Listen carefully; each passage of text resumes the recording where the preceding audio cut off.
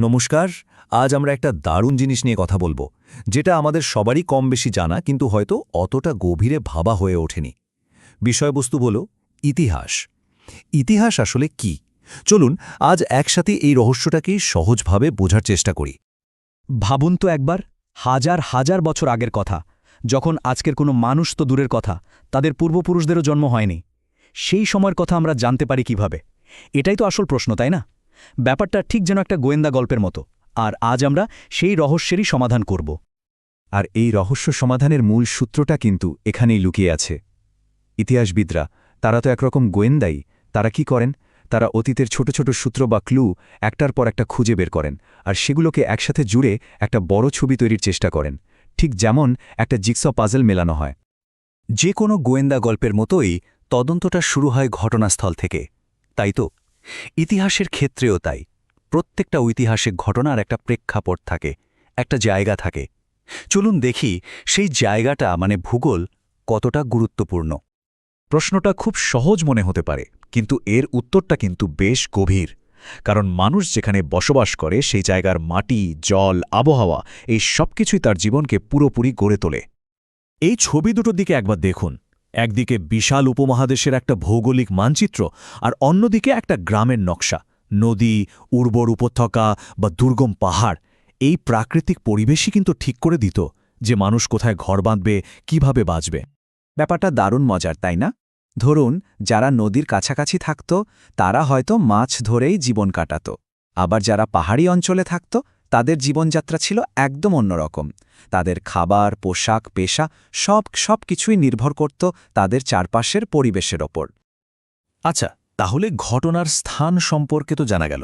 এবার একজন গোয়েন্দার মতো করে আমাদের জানতে হবে ঘটনার সময় সম্পর্কে। মানে এই যে এত সব ঘটনা, এগুলো ঠিক কখন ঘটেছিল?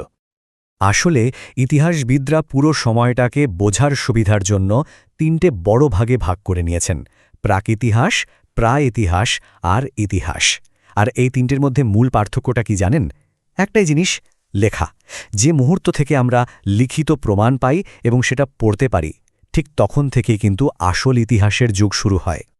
শুধু তাই নয়, সময় মাপার আরও কিন্তু অনেক মজার পদ্ধতি ছিল।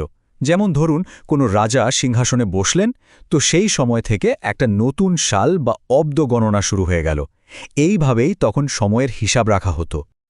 তো আমরা জায়গা জানলাম, সময় জানলাম।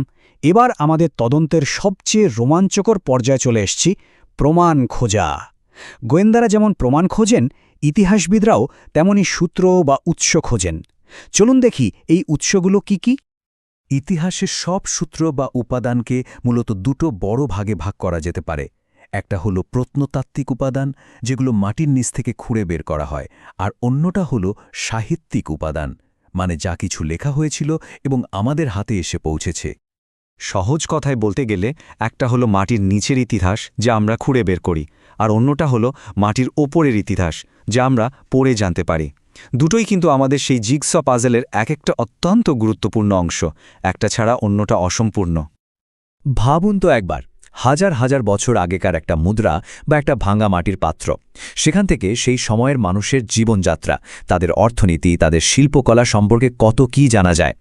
এই জিনিসগুলো হলো ইতিহাসের জীবন্ত সাক্ষী। এবার আসা যাক লিখিত প্রমাণের কথায়। এই যে লেখালেখির কথা বলছি, এই উৎসগুলো কিন্তু আবার দুই ধরনের হতে পারে। একটা হলো দেশীয়, মানে দেশের লোকেরাই লিখেছেন, আর অন্যটা হলো বিদেশি।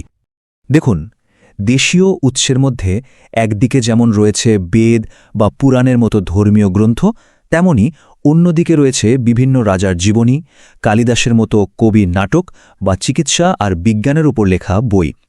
এগুলো থেকে তৎকালীন সমাজ আর সংস্কৃতি সম্পর্কে একটা পরিষ্কার ধারণা পাওয়া যায়। আবার অনেক সময় বাইরের মানুষের দৃষ্টিভঙ্গিও কিন্তু খুব জরুরি হয়ে ওঠে।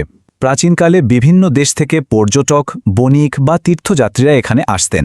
তারা যা যা দেখতেন, যা যা অনুভব করতেন, সেগুলো তাদের লেখায়, ডায়েরিতে বা চিঠিতে লিখে রেখে গেছেন। এই বিবরণগুলো আমাদের বাইরের দৃষ্টিকোণ থেকে ইতিহাসকে বুঝতে দারুণভাবে সাহায্য করে। তাহলে আমরা কি দেখলাম? ভূগোল, সময় আর নানা রকমের উৎস, প্রত্নতাত্ত্বিক, সাহিত্যিক, দেশি, বিদেশি, এই সব কিছু মিলিয়েই একটু একটু করে তৈরি হয় আমাদের অতীতের ছবিটা। ঠিক যেমন আমরা একদম শুরুতে বলেছিলাম, পুরো বিষয়টাই একটা বিশাল জিগস পাজেলের মতো। একটা ভাঙা মাটির পাত্র, একটা পুরনো মুদ্রা বা পাথরে খোদাই করা একটা লিপি, এগুলো সবই হলো সে পাজেলের একটা ছোট্ট টুকরো। আর ইতিহাসবিদের কাজ হলো অসীম ধৈর্য নিয়ে এই টুকরোগুলোকে সঠিকভাবে জুড়ে দেওয়া। আর সবচেয়ে গুরুত্বপূর্ণ কথাটা হলো এই পাজলটা মেলানো কিন্তু কখনোই শেষ হয় না। এটা একটা চলমান প্রক্রিয়া। প্রতিনিয়ত নতুন নতুন আবিষ্কার হচ্ছে, নতুন তথ্য সামনে আসছে, আর পুরনো ধারণা বদলে যাচ্ছে। তাই ইতিহাস কোনো পাথরে খোদাই করা ফাইনাল সত্য নয়, এটা একটা জীবন্ত অনুসন্ধান। এই একটা বাক্যই বোধহয় পুরো বিষয়টার সারমর্ম, তাই না?